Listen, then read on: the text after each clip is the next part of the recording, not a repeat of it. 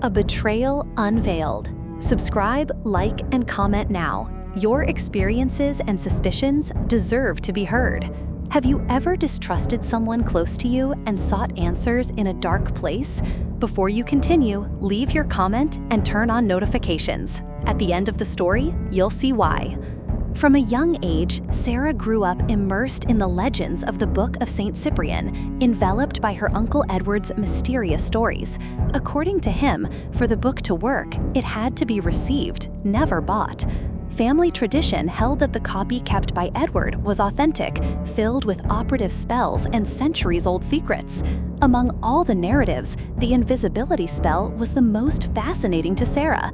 She listened with a pounding heart to her uncle's adventures, believing, or at least wanting to believe, that true magic could make her invisible to the world's eyes. Time passed, the stories continued, and the enchantment remained etched in Sarah's memory as part of a childhood full of curiosity about the occult. The Book of Saint Cyprian, for her, was a dangerous relic, yet filled with an inexplicable magnetism. Adulthood brought stability at first glance. Sarah found herself in a seemingly perfect relationship with a man considered a gem by everyone around her. They dated for 3 years, and with their wedding already set, she was seen as an example of happiness. But the tranquility was superficial, and unease persisted. Something was wrong. A silent doubt gnawed at Sarah, although there was never any clear evidence or indication. She blamed herself for her suspicions, feeling unfair, but that sensation never left her mind. Everything seemed too good to be true, enveloped in an aura of normalcy that paradoxically fueled her paranoia. Tired of ignoring her intuition, Sarah sought answers where one would least expect, in the old Book of Saint Cyprian.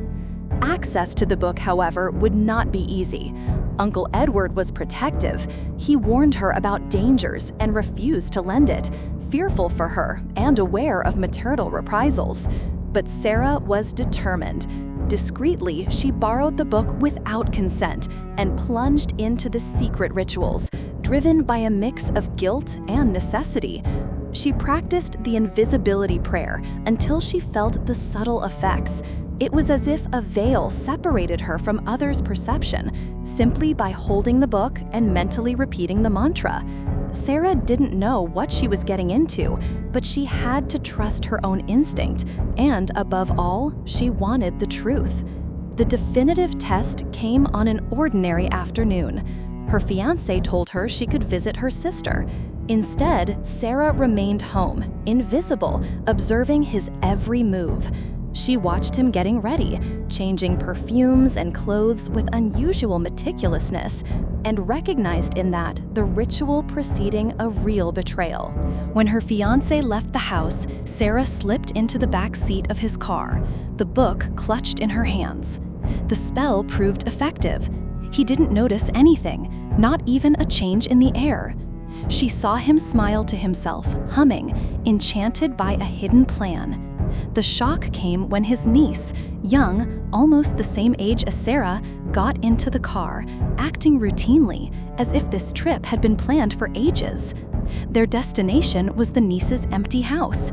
The signs were clear, but Sarah still sought a denial, an alternative explanation, until everything was confirmed in the house's complicit silence. Desolate, still under the veil of invisibility, she left the place, hailing a taxi and heading home, in a panic. At home, the physical reaction came before the rational one. Sarah felt sick, vomited, and went into a state of shock. The weight of the betrayal, the cruel confirmation, the feeling that she had uncovered the worst possible secret through such risky means, everything mingled in her mind. Sarah hid nothing. She ended the engagement and made sure to disclose the truth, not just about the betrayal, but about who the mistress was.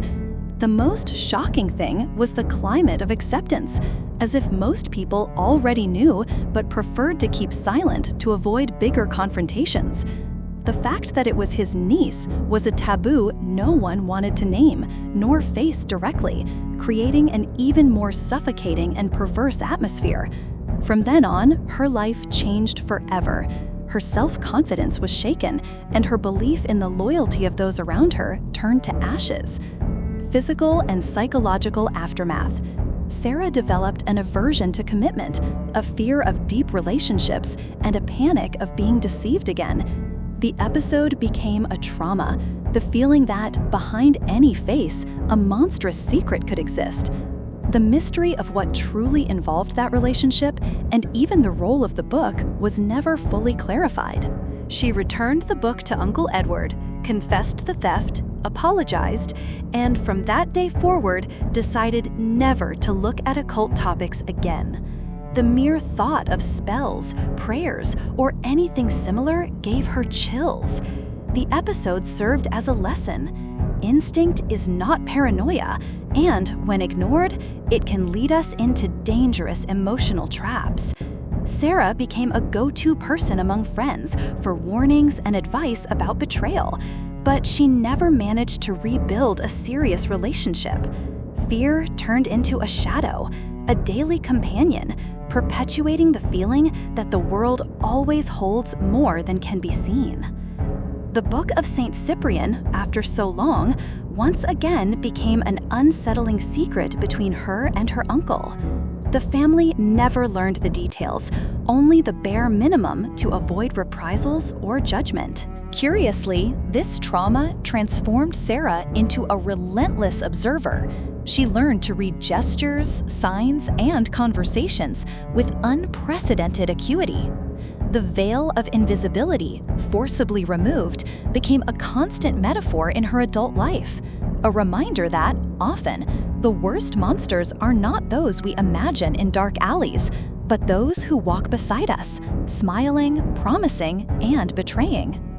No one wants to explore the unknown and return with such a deep scar, but sometimes one must cross the line to finally see what is hidden from everyone's eyes.